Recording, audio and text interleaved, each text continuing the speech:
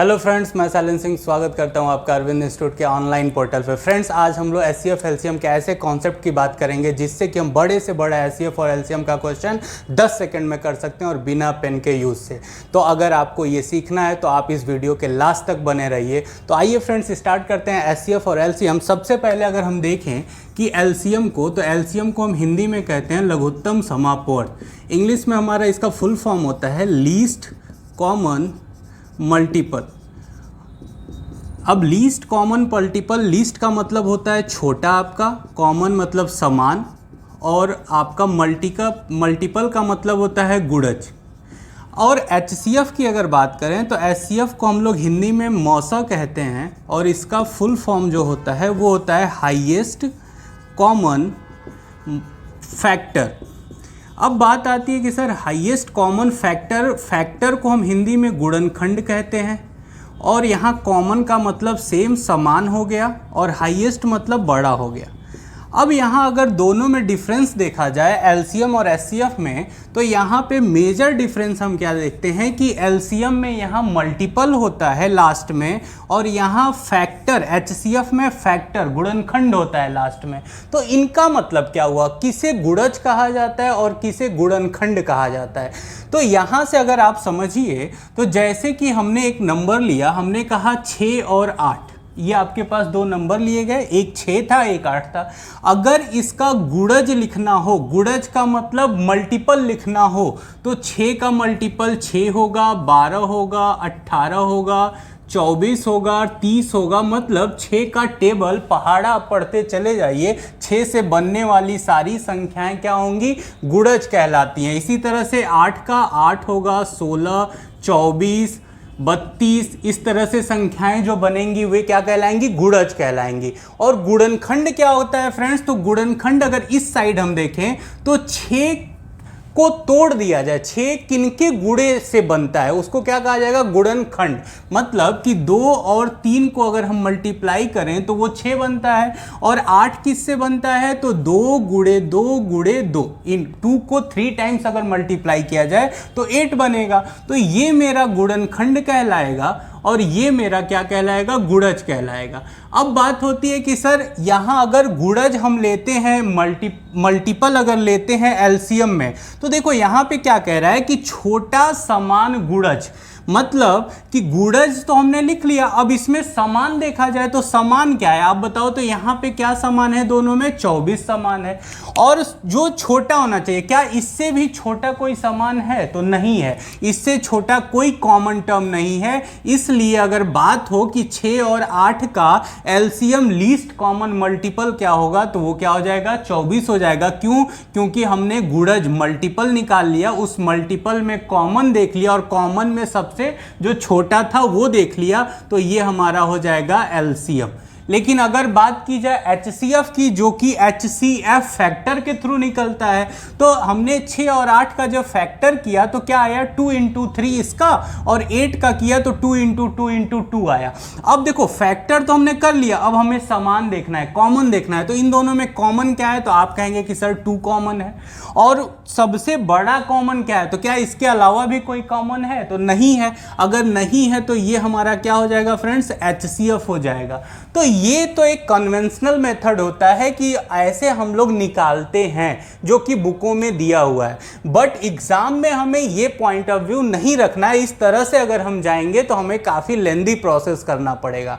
अब आइए इस क्वेश्चन के थ्रू देखा जाए कि सर शॉर्ट में कैसे किया जा सकता है, या इसका कॉन्सेप्ट कैसे हम ईजी कर सकते हैं।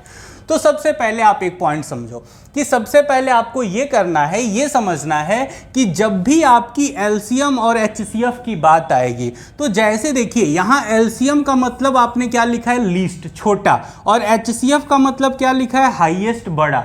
लेकिन याद रखना कि ये दोनों अपने नाम के विपरीत हमेशा आंसर देते हैं। ये अपोजिट, अपने नाम के अपोजिट आंसर देंगे। मतलब कि अगर एलसीएम का नाम छोटा लीस्ट है तो आंसर हमेशा इसका कैसा आता होगा, बड़ा संख्या आता होगा। कैसा आता होगा, बड़ी संख्या आती होगी। और हाईएस्ट का मतलब बड़ा होता है, तो अगर बड़ा आपको एचसीएफ निकालना है जो कि बड़ा होता है, लेकिन आंसर हमेशा ये कैसा देगा, तो उल्टा। मतलब कि बड़ा तो है लेकिन आंसर कैसा कैसा देगा, हमेशा छोटा देगा। तो आपको एक चीज समझना होगा कि अगर एलसीएम पूछेगा तो आपके दिमाग में ये होना चाहिए कि सर आंसर हमेशा बड़ा आएगा, और एचसीएफ अगर पूछेगा तो आपके दिमाग में होना चाहिए कि आंसर हमेशा सर क्या आएगा, छोटा आएगा। अब देखो समझो यहां से, अब जैसे मान लीजिए कि हमने एक क्वेश्चन लिया कि 12, 18, 30, ये आपके सामने एक क्वेश्चन है, और किसी ने कहा कि सर इसका एचसीएफ भी बताइए हमको क्या होगा, और इसका एलसीएम भी बताइए हमें क्या होगा, दोनों यहीं से सीखा जाए। तो देखिए सबसे पहले हमने आपसे क्या कहा कि एचसीएफ क्या होता है, एचसीएफ का मतलब होता है छोटा। तो इस ग्रुप की सबसे छोटी संख्या कौन सी है, तो आप कहेंगे 12 है, इस ग्रुप की सबसे छोटी संख्या 12 है। तो पॉसिबिलिटी हो सकती है कि सर एचसीएफ हमारा क्या बनेगा, 12 बन सकता है। अब 12 से ऊपर कभी एचसीएफ नहीं होगा, या तो 12 होगा या तो 12 से नीचे होगा। अब डिपेंड किस पे करता है कि सर 12 होगा या 12 से नीचे होगा, तो डिपेंड इस बात पे करता है कि वो संख्या आपको बतानी है जो इन सबको डिवाइड कर दे, इनको फुली, इनको पूरी तरह पूर्णतः विभाजित कर दे। तो ये बताओ, या तो हम 12 ले लें या तो हम क्या ले लें, 12 ले लें। और दूसरा एक और तरीका होता है कि या तो छोटी संख्या हम ले लें और या तो हम डिफरेंस ले लें। अगर दो संख्याओं के बीच का न्यूनतम डिफरेंस लेके भी आप निकाल सकते हैं। जैसे यहाँ 12 और 18 के बीच का डिफरेंस अगर देखा जाए तो कितना है फ्रेंड्स, 6 है। तो देखो यहाँ पे हम 6 लिख लिए। अब एक चीज समझ जाओ कि जो छोटा होगा, अगर छोटी संख्या छोटी होगी तो आप उसको लेके सॉल्व करिए, अगर दो संख्याओं के बीच का डिफरेंस छोटा होगा तो आप उसको लेके सॉल्व कर सकते हैं, दोनों से आंसर सेम आएगा। लेकिन जब नंबर छोटे होंगे तो आपको कैलकुलेशन करने में इजी होगा। क्लियर है? तो अब देखिए यहाँ पे छोटी संख्या 12 आ गई, डिफरेंस 6 आ गया। तो अगर हम 6 से डायरेक्ट देख लें यहाँ कि सर 6 तो 12 को भी काट दे रहा है, 18 को भी काट दे रहा है और 30 को भी काट दे रहा है, इसका मतलब हमारा एचसीएफ क्या हो जाएगा, 6 हो जाएगा। लेकिन अगर हम 12 के थ्रू जाते तो 12 देखिए 12 को तो काट दे रहा है लेकिन 18 को नहीं काट पा रहा है, और नहीं काट पा रहा है तो फिर 12 का हम क्या लें, 12 का हम फैक्टर लें कि मल्टीपल लें। तो आप एचसीएफ निकाल लो, और एफ का मतलब होता है फैक्टर, तो इसका गुणनखंड लेना पड़ेगा। और 12 का गुणनखंड क्या होगा, तो 6 होगा, 4 होगा, 3 होगा, 2 होगा, 1 होगा, यही तो होगा।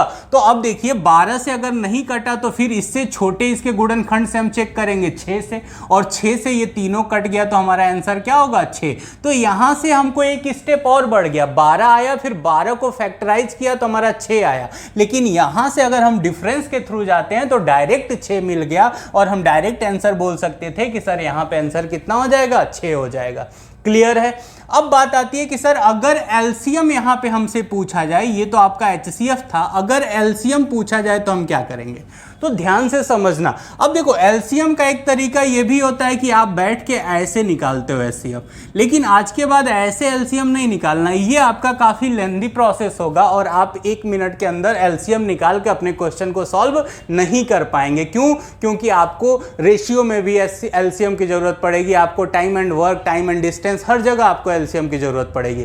क्लियर है? तो यहां पे ध्यान से समझने की कोशिश करिए कि अगर एलसीएम आएगा तो हम कैसे जा सकते हैं। तो देखो एलसीएम, अभी बात हुई कि सर ये तो नाम का छोटा होता है लेकिन आंसर हमेशा कैसा देता है, बड़ा देता है। तो यहां पे सबसे बड़ी संख्या क्या है, तो 30, तो हम 30 को लिख लेंगे। अब एक चीज समझो, जैसे एचसीएफ में हमने बात किया कि 12 सबसे छोटी संख्या थी, तो 12 से छोटा कभी एचसीएफ, सॉरी 12 से बड़ा कभी एचसीएफ नहीं हो सकता, या तो 12 होगा या तो 12 से छोटा होगा।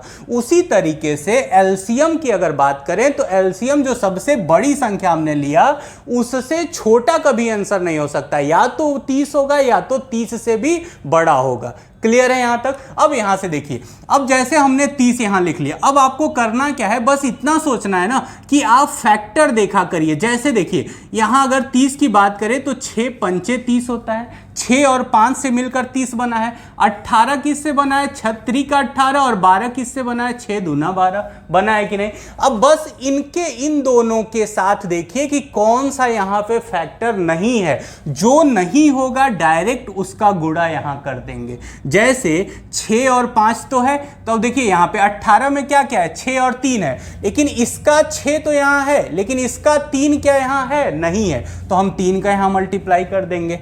यहाँ पे देखें तो 6 और 2 है, तो 6 तो यहाँ है, लेकिन सर 2 है क्या, तो नहीं सर, 2 के अलावा 5 और 3 है, लेकिन 2 नहीं है, तो 2 का हम यहाँ मल्टीप्लाई कर देंगे। तो ये हमारा क्या निकल गया, टोटल एलसीएम निकल गया। क्लियर है? तो ये कितना हो जाएगा, तो ये हो गया आपका 180। क्लियर है यहां तक? तो 30 गुणे 3 गुणे 2 हमने लिख लिया, ये मेरा क्या हो गया, एलसीएम हो गया। एक क्वेश्चन और, नेक्स्ट क्वेश्चन पे देखिए, फिर से समझने की कोशिश करिए। जिन बच्चों को यहाँ पे नहीं समझ में आया होगा, यहाँ पे फिर से एक बार समझा जाए इसको। अब देखिए यहाँ पे नंबर दिया गया 21, 24 और 38, 38। अब यहाँ पे पहले बात करते हैं हम लोग HCF की। सर HCF क्या होगा? हमने क्या कहा कि डिफरेंस निकाला करिए, दो संख्याओं के बीच का डिफरेंस अगर निकालेंगे तो क्वेश्चन आपका इजी हो जाएगा। यहाँ पे बताइए 21 और 24 के बीच का डिफरेंस कितना है, तो 3 है।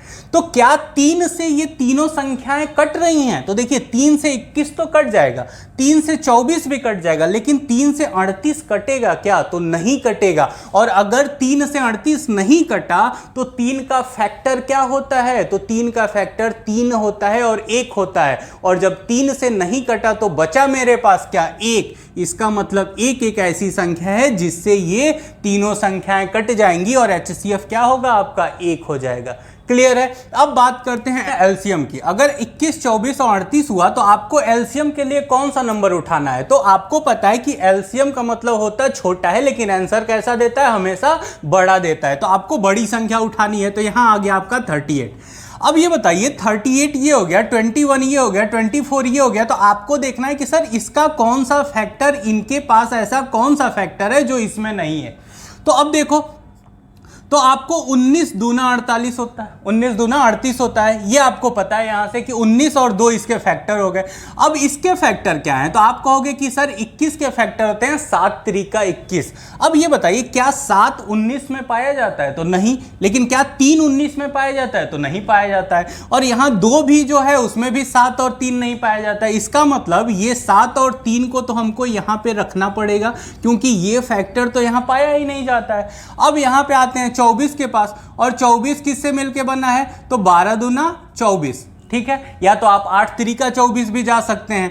तो अब देखो यहाँ पे अगर 8 त्रिका 24 अगर आप जाते हैं तो इसका मतलब यहाँ पे 8 और 3 चाहिए, तो 3 तो आपके पास यहाँ है, ये जो 3 चाहिए वो 3 तो आपके पास यहाँ है। और बचा क्या, अब 8 बचा। 8 में से क्या, देखिए यहाँ पे 8 का कोई कॉमन टर्म यहाँ है क्या, तो आप कहेंगे यहाँ 2 है। 8 का एक फैक्टर यहाँ 2 है, और 8 कितने 2 से मिलके बना होता है, 3 2 से मिलके बना होता है। तो अगर 1 2 यहाँ पे है, इसका मतलब 2 2 की और जरूरत है, और 2 2 मतलब 4 की जरूरत है। और ये हमारा हो गया। इसी को अगर हम मल्टीप्लाई कर देंगे तो हमारा एलसीएम निकल जाएगा कि नहीं निकल जाएगा। मतलब कि अगर आप प्रैक्टिस करते हैं तो आपको इसके थ्रू जाने की जरूरत नहीं है, आप डायरेक्ट वहां से केवल मल्टीप्लाई करके निकाल सकते हैं एलसीएम। क्लियर है? एक क्वेश्चन और देखते हैं। जैसे मान लीजिए यहां पे एक क्वेश्चन आया कि 24, 60 और 108 आया। अब यहां पे कहा गया कि सर इसका एलसीएम क्या होगा, तो आप बताओ सबसे पहले कौन सा नंबर उठाएंगे, तो सबसे बड़ा। तो हमने लिया 108 ले लिया। अब 108 का फैक्टर क्या होता है, तो आप कहेंगे कि 12 9 108 होता है, 12 और 9। और 60 का फैक्टर क्या होता है, तो आप कहेंगे 12 और 5 होता है। और 24 का फैक्टर तो 12 और 2 होता है। यहां पे एक बात आप समझिए कि जब भी आप तोड़ा करिए फैक्टर में, तो कोशिश किया करिए कि एक टर्म उसका कॉमन हो जाए। जैसे कि हमने 108 को तोड़ा तो उसमें 12 रखा, इस 60 को जब तोड़ा तो 10 छके 60 हमने नहीं किया, हमने क्या किया 12 पचे 60। क्यों? क्योंकि उससे क्या होगा कि जब 12 12 आप कॉमन कर लेंगे तो आपको जो बचा हुआ है उसका केवल गुणा करना पड़ेगा। क्लियर है? जैसे यहां पे 12 दूना 24। अब देखिए यहां पे, अब देखो यहां ये 108 है, अब इससे कंपेयर करेंगे हम 60 से। तो हमने कहा कि सर 12 यहां चाहिए, तो वो तो है यहां पे। अब इसको 5 चाहिए, यहां पे तो 9 है, और 9 में 5 तो पाया नहीं जाता है, तो यहां पे 5 हमसे मल्टीप्लाई करना पड़ेगा। अब यहाँ पे आते हैं तो 12 चाहिए और 2 चाहिए। 12 तो यहाँ है, लेकिन क्या 9 और 5 में 2 पाया जाता है? नहीं पाया जाता है। तो हम 2 का और मल्टीप्लाई करेंगे और ये 5 दूना 10 हो जाएगा और 108 मतलब 1080 इसका एलसीएम होगा कि नहीं होगा। तो यहाँ से आप तुरंत आंसर पा सकते हैं। आपको यहाँ पे ऐसे निकालने, एक पेज निकालने की जरूरत नहीं पड़ेगी आपको। क्लियर है? अब बात करते हैं इसका HCF अगर निकाला जाए तो क्या होगा। अब देखो इसका HCF अगर किसी ने कहा कि सर इसका HCF क्या होगा, तो फिर हमारा प्रोसेस वही है। अब देखो यहाँ पे अगर डिफरेंस लेंगे तो डिफरेंस इस छोटी संख्या से बढ़ा जाएगा। डिफरेंस जो होगा इन दोनों के बीच में इस छोटी संख्या से वो बढ़ा जाएगा। और हमने आपको स्टार्टिंग में कहा था कि या तो छोटी संख्या लेना या डिफरेंस लेना, लेकिन लेना कौन सा है? जो छोटा होगा। अगर छोटी संख्या छोटी होगी तो वो लेंगे, अगर डिफरेंस छोटा होगा तो वो लेंगे। अब यहां पे क्या हुआ कि इनके बीच की छोटी संख्या क्या थी? 24। अब 24 को तो काट देगा, लेकिन क्या 24 इस 60 को काट पाएगा? नहीं काट पाएगा। तो 24 का सबसे बड़ा फैक्टर क्या होता है? तो आप कहोगे 12 होता है। और 12 24 को भी काट दिया, 60 को भी काट दिया, 108 को भी काट दिया। इसका मतलब 12 आपका क्या हो जाएगा? यहां से HCF हो जाएगा। क्लियर है? एक क्वेश्चन और देखते हैं यहां से। जैसे मान लीजिए दिया गया है 91, 130 और 210। अब इसका आपसे किसी ने कहा कि सर इसका HCF क्या होगा। अगर इसका HCF आपसे पूछा गया तो आप क्या कहोगे? आप सबसे पहले कहोगे कि सर इन दोनों के बीच का डिफरेंस ले लेते हैं 91 और 130 का, क्योंकि वो डिफरेंस छोटा होगा इस छोटी संख्या से। क्लियर है? तो इसका डिफरेंस जैसे ही आप लेंगे 39 इसका डिफरेंस आ जाएगा। कितना आ जाएगा? 39। और 39 से क्या ये 91 कटेगा? तो नहीं कटेगा। तो 39 का फैक्टर कर देते हैं तो क्या आएगा? सबसे बड़ा फैक्टर 13 आएगा। 13 तिया 39 ही होगा, तो 13 होगा और 3 होगा, यही तो 2 फैक्टर आएंगे। अब ये बताइए, ये 210 3 हो गया। अब यहाँ पे देखो 13 से ये कटेगा क्या? तो 13 से 91 तो कट गया, 130 भी कट गया, लेकिन 210 नहीं कटेगा। तो किस पे आएंगे फिर हम? 3 पे आएंगे। और 3 से अगर ये तीनों संख्याएं हमारी 3 से देखो ये 91 कट रहा है क्या? तो 3 से 91 नहीं कटेगा, और नहीं कटेगा तो 13 से भी नहीं कटा, 3 से भी नहीं कटा। इसका मतलब इसका HCF क्या हो जाएगा? तो इसका HCF आपका हो जाएगा 1। क्लियर है? अब बात करते हैं कि अगर एलसीएम की बात हो कि यहाँ पे एलसीएम क्या होगा, तो एलसीएम के लिए आपको क्या करना होगा? सबसे पहले बड़ी संख्या आपके पास क्या है? 210 है। अब हमने 210 ले लिया। अब 210 किसका फैक्टर है? तो आप कहोगे 21 दहा में 210 होता है, यही तो हुआ।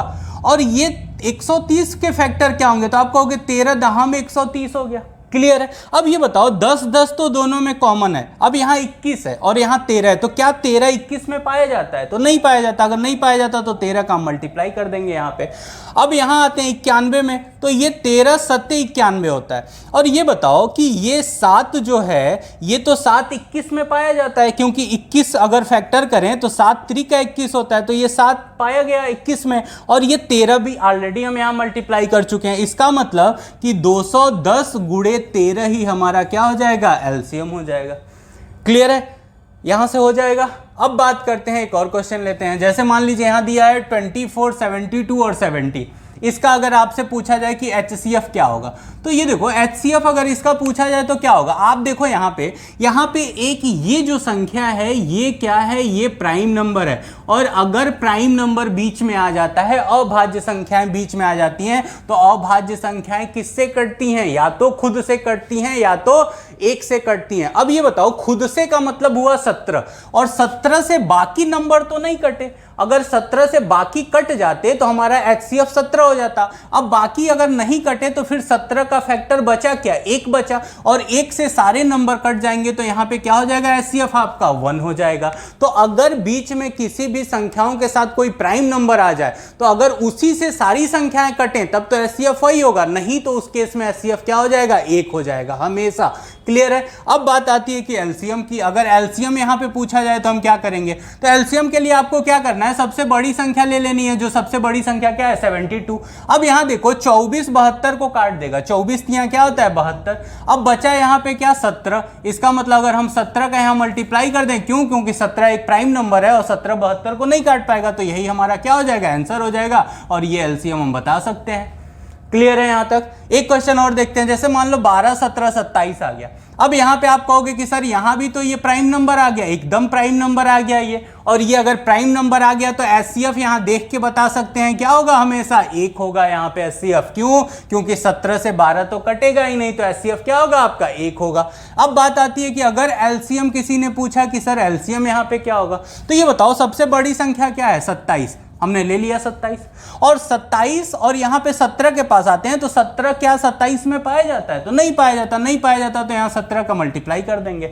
अब बचता है हमारे पास 12। अब 12 को बस सोचना है, तो ये बताओ 12 किससे मिलके बना होता है? तो 12 होता है 4 तियां 12 से मिलके, और 27 में 4 या 3 में से कोई भी फैक्टर 27 में पाया जाता है क्या? तो आप कहेंगे कि सर 3 तो 27 में पाया जाता है, तो बचा क्या यहाँ पे 4, तो 4 का यहाँ पे मल्टीप्लाई कर देंगे, ये आपका क्या हो गया? एलसीएम हो गया। क्लियर है यहां तक? अब एक लास्ट क्वेश्चन और देखते हैं, अगर 28, 42 और 70 दे दिया जाए और आपसे यहां पे पूछा जाए कि सर इसका एचसीएफ या एलसीएम क्या होगा, तो इसका एचसीएफ पहले बात किया जाए। ये बताओ एचसीएफ क्या होगा? तो इसका अगर हम डिफरेंस लें यहां पे, तो डिफरेंस कितना आएगा? 14 का आएगा। यहां पे डिफरेंस कितना आएगा? 14 का। और अगर 14 का डिफरेंस आया तो हम डायरेक्ट 14 से काट के देखेंगे, तो 14 से 28 भी कट गया, 42 भी कटा, 70 भी कटा, तो इसका मतलब 14 आपका क्या हो जाएगा? एचसीएफ हो जाएगा। और अगर एलसीएम की हम यहां बात करेंगे तो सबसे बड़ी संख्या हम क्या लेंगे? 70 लेंगे, 70 लेंगे।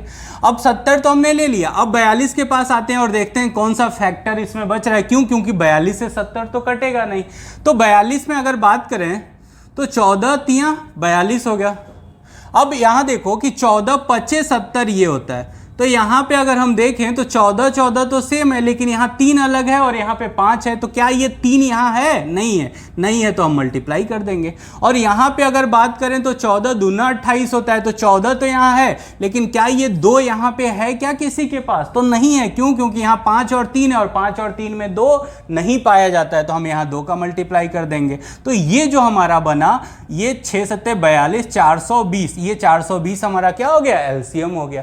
तो अगर इस अप्रोच से अगर एलसीएम और एचसीएफ निकालें तो हमको कुछ करने की जरूरत नहीं है, हम डायरेक्ट हम लोग क्वेश्चन से ही आंसर बता सकते हैं और टिक कर सकते हैं, हमको अलग से इसके लिए कैलकुलेशन करने की जरूरत नहीं पड़ेगी।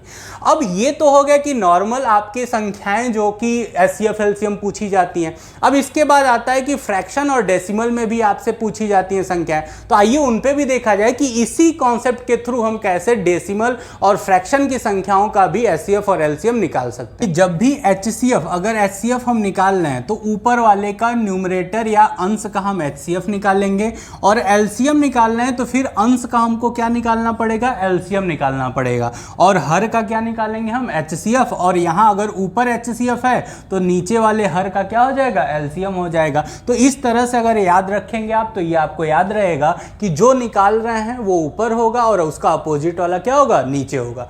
अब यहां पे आइए क्वेश्चन के थ्रू देखते हैं। अब जैसे मान लीजिए ये फ्रैक्शन में हमें कुछ नंबर दिए गए हैं, अब इनका हमको एचसीएफ पहले निकालना है। अगर एचसीएफ निकालना है इसका मतलब कि ऊपर अंश का एचसीएफ और नीचे हर का क्या निकालना पड़ेगा? हमें एलसीएम निकालना पड़ेगा। अब सबसे पहले बात होती है 2 है, 8 है, 12 है, तो सबसे छोटी संख्या एचसीएफ होती है, तो सबसे छोटी संख्या क्या है? 2 है। और क्या ये 2 सबको काट दे रहा है? तो काट भी दे रहा है, इसका मतलब एचसीएफ क्या हो जाएगा? हमारा 2 हो जाएगा। अब बात करते हैं एलसीएम की, तो नीचे वाले का एलसीएम 7, 21, 35। तो आपने अभी पढ़ा कि एलसीएम क्या होता है? बड़ी संख्या लेते हैं सबसे पहले, तो हमने ले लिया यहाँ 35। अब ये बताओ 35 किससे मिलके बना है? तो आप कहोगे 7 5 35, 7 और 5 से मिलके बना है। और 21 किससे बना है? तो 7 और 3 से। तो 7 तो यहाँ है, लेकिन इसका 3 यहाँ पे है क्या? नहीं है, तो 3 से मल्टीप्लाई कर देंगे।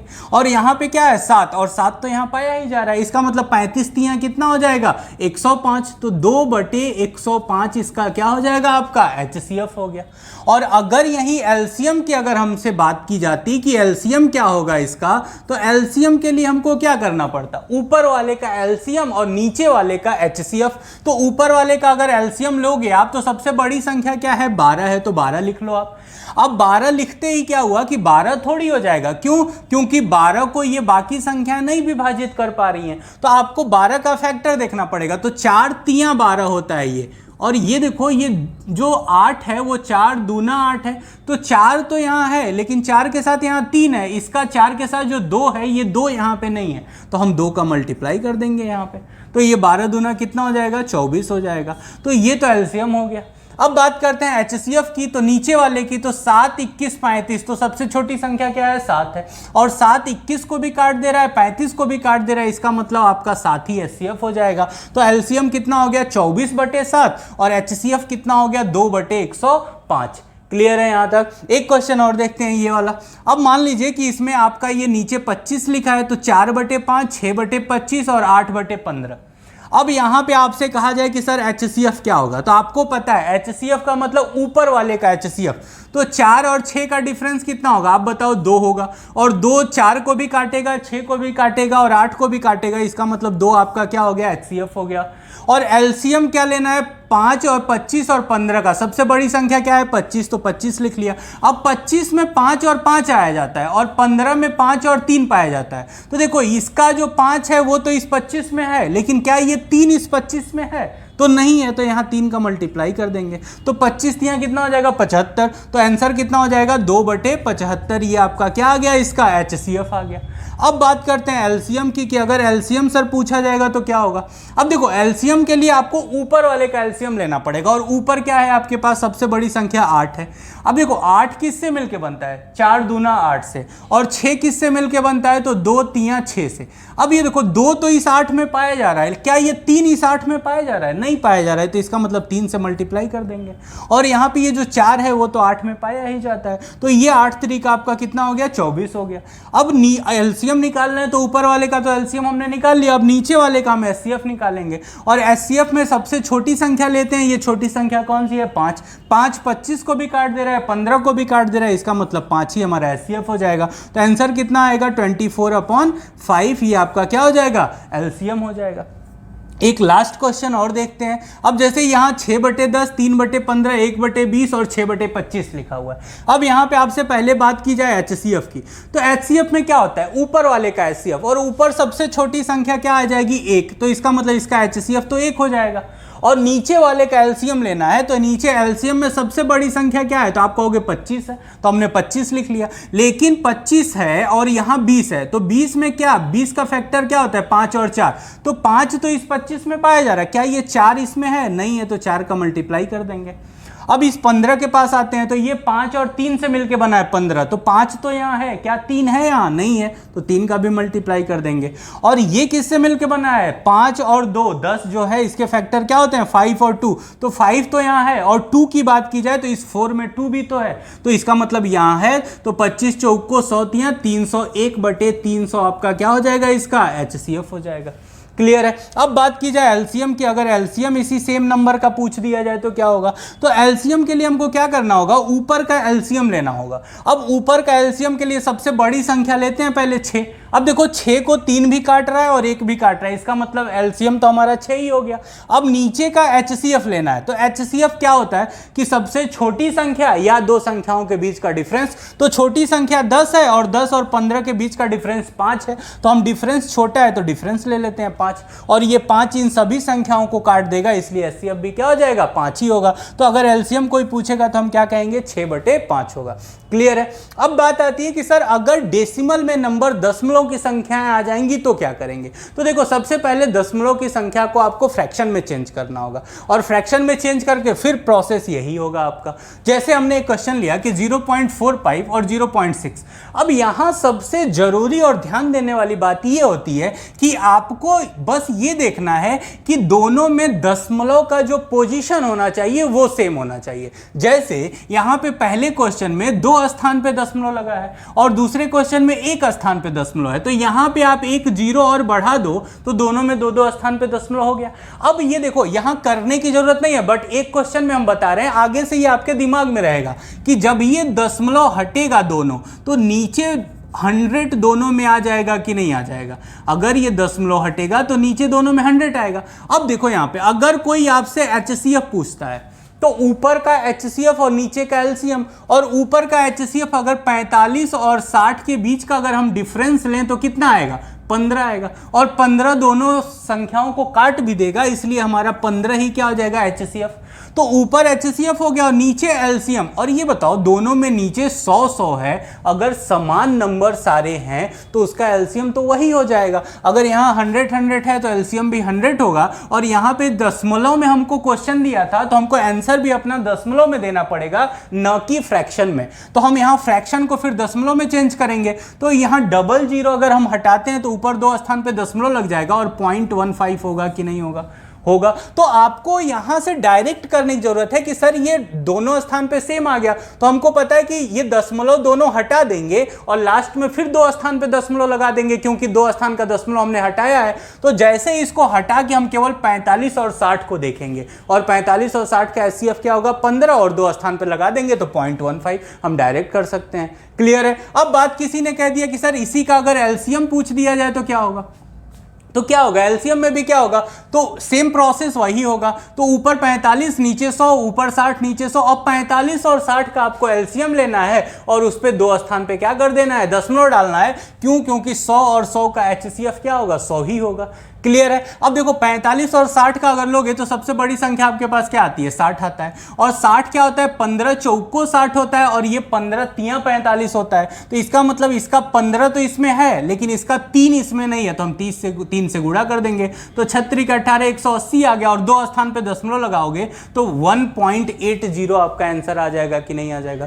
क्लियर है यहां तक। अब एक क्वेश्चन यहां से उठाते हैं। अब यहां दिया है, अब इसको डायरेक्ट करने की कोशिश करते हैं। 0.24 और यहां 1.2, तो इसका मतलब हमको प्लेस सेम करना है दशमलव का, तो हम यहाँ 0 बढ़ाएंगे, और ये 2 स्थान पे दशमलव आ गया, तो हमने दशमलव हटा दिया, और दशमलव हटाने के बाद हमने लिख लिया 24 और 120। अब हमको ये पता है कि 2 स्थान का दशमलव हटाए हैं, तो लास्ट में 2 स्थान पे दशमलव लगा देना है हमको। अब ये बताओ 24 और 120 का अगर HCF कोई पूछे तो आप क्या कहोगे, तो आप कहोगे सर 24 होगा, क्योंकि 24 से 120 ऑलरेडी क्या हो रहा है, कट रहा है, तो HCF क्या हो जाएगा 24, और 2 स्थान पे दशमलव लगाना होगा, तो 0.24 हमारा आंसर आ गया कि नहीं आ गया, आ गया। और अगर LCM आपसे पूछा जा रहा है तो LCM के लिए आपको बड़ी संख्या लेनी है, और बड़ी क्या है 120, और 24 120 को काट दे रहा है, इसका मतलब LCM 120 होगा, और 120 होगा, और आपको 2 स्थान पे दशमलव हटाए थे और लगाना है, तो फिर से लगा दो, तो 1 पॉइंट क्या हो जाएगा 20 हो जाएगा, ये आपका LCM हो गया। तो अगर इस प्रोसेस से चलते हैं तो हमको कुछ करना ही नहीं है, हम तो डायरेक्ट देख के ही आंसर बता सकते हैं कि सर ये हो सकता है। जैसे एक क्वेश्चन और ये ले लेते हैं। अब यहाँ पे देखो क्या है, यहाँ पे ये 3.6, 0.72 और 2.4 दिया हुआ है। अब यहाँ पे 2 स्थान पे है, तो इसको भी 2 स्थान कर देना है, इसको भी 2 स्थान कर देना है। क्लियर है। अब यहाँ जैसे ही 2 स्थान हुआ तो हम इसको अब दशमलव हटा देते हैं। हमने लिख दिया 360 ये हो गया, 72 ये हो गया, और 240 ये हो गया। अब बताओ आपको अगर किसी ने कहा कि सर इसका LCM क्या होगा, तो LCM अगर हमको चाहिए तो सबसे बड़ी संख्या हमने 360 लिख दिया कि नहीं। अब ये बताओ अगर 360 का फैक्टर देखें अगर हम, तो हम कह सकते हैं कि 12 में 30 का मल्टीप्लाई करें तो 360 हो जाएगा, क्योंकि 12 3 36 और 30 आ गया। और यहाँ पे अगर देखें तो 12 छक 72 होता है, और यहाँ 224 को देखें तो 12 में 20 का मल्टीप्लाई कर दें तो आ जाएगा।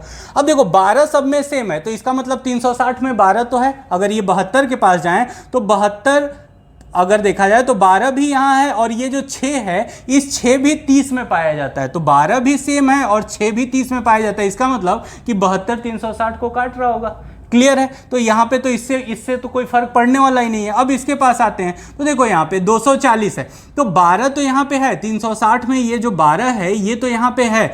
अब यहाँ पे 20 है, 20 में क्या होता है 10 दूना 20 होता है, और ये जो 30 है 30 क्या है 10 तियां 30 होता है, तो 10 भी तो सेम है। अब बस यहाँ 3 है और यहाँ 2 है, तो इसका 2 जो फैक्टर है वो यहाँ नहीं है, तो हम 2 का मल्टीप्लाई कर देंगे और ये 720 आ जाएगा, और 720 क्या हो जाएगा हमारा आंसर हो जाएगा। अब यहाँ 2 स्थान पे दशमलव हटाए थे तो हम यहाँ 2 स्थान पे दशमलव पुट कर देंगे, और 7.2 हमारा क्या हो जाएगा LCM हो जाएगा। अगर किसी ने कहा कि सर इसका HCF क्या होगा, तो HCF के लिए क्या होता है, या तो हम डिफरेंस ले लें या तो छोटी संख्या ले लें। अब देखो यहाँ पे अगर छोटी संख्या लें तो कितना आ रहा है 72।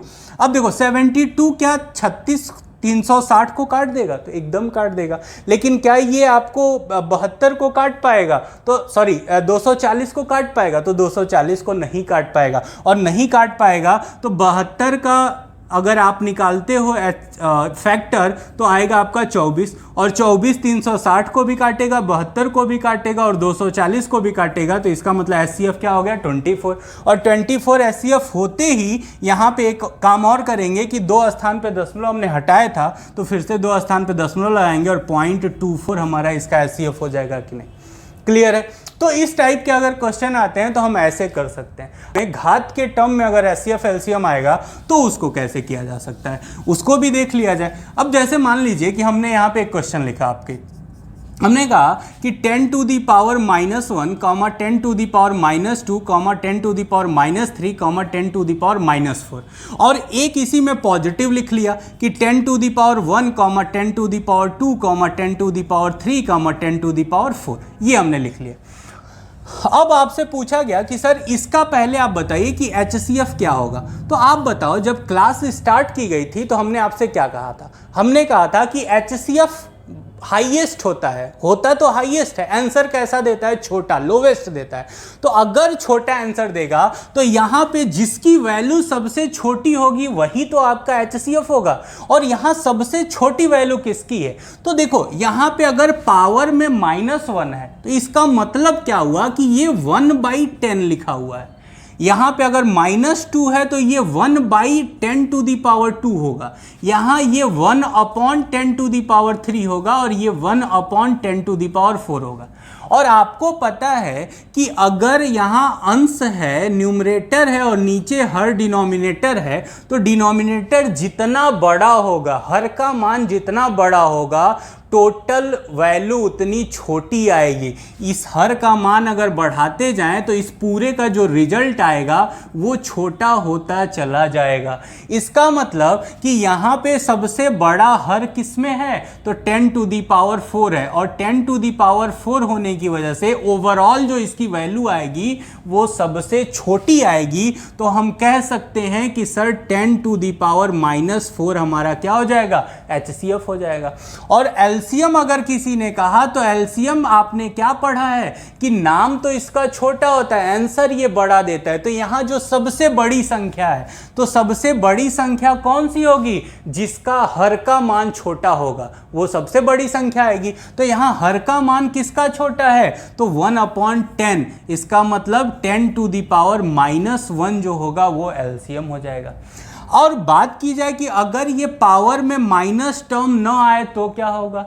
तब तो फिर प्रॉब्लम ही नहीं है। क्यों? क्योंकि HCF हमारा क्या होता है? छोटा, और छोटा तो ये डायरेक्ट हमको दिख रहा है कि 10 हमारा यहाँ सबसे छोटा है। और LCM अगर किसी ने पूछा तो हम कहेंगे सबसे बड़ा, और यहाँ दिख रहा है कि 10 to the power 4 क्या होता है? सबसे बड़ा होता है। क्लियर है? ये तो तब होगा जब हमारे बेस सेम है। जब यहाँ देखो आप 10 10 10 और यहाँ भी 10 10 10 बेस सेम दिख रहा है। अगर बेस सेम ना हो तो क्या प्रॉब्लम होगी? तो कैसे हम करेंगे? तो देखिए यहाँ पे जैसे एक क्वेश्चन हमने ले लिया, हमने कहा 2 to the power 3, 3 to the power 5, 5 to the power 2, ऐसे। और इसका पूछा गया कि सर इसका HCF क्या होगा। तो देखो जब भी अगर बेस सेम नहीं है तो इसका HCF 1 होगा। क्यों? क्योंकि कोई भी कॉमन टर्म यहाँ पे नहीं है, हमेशा HCF क्या होगा? 1 होगा। और इसका LCM अगर किसी ने पूछा तो क्या होगा? तो LCM इन सबको मल्टीप्लाई कर देंगे। क्यों? क्योंकि ये सारे अलग अलग टर्म है, इसमें कोई कॉमन नहीं है। और जब कॉमन नहीं है तो 2 to the power 3 into 3 to the power 5 into 5 to the power 2 कर देंगे। यही हमारा क्या हो जाएगा? LCM हो जाएगा। क्लियर है फ्रेंड्स? तो यहाँ आज की क्लास में हम लोगों ने देखा कि कैसे नॉर्मल संख्याएं दी जाएं, चाहे फ्रैक्शन में दी जाएं, चाहे दशमलव में दी जाएं, चाहे पावर के टर्म में दी जाएं, उसका HCF LCM कैसे हम इजी तरीके से निकाल सकते हैं। क्लास में देखा जाएगा कि इस पे बेस्ड जो आगे के क्वेश्चन होते हैं, जैसे कि आपके छोटी से छोटी, बड़ी से बड़ी संख्याओं पे बेस्ड क्वेश्चन आते हैं, आपके रेशियो पे बेस्ड क्वेश्चन आते हैं, उनको भी कैसे इजी तरीके से और बिना सॉल्व किए, बिना बहुत ज़्यादा लेंदी कैलकुलेशन के हम कैसे कर सकते हैं। अगर ये वीडियो आपको अच्छी लग रही है तो आप इसे लाइक करिए और अपने फ्रेंड्स में शेयर करिए। नेक्स्ट वीडियो में मिलते हैं, तब तक के लिए थैंक यू।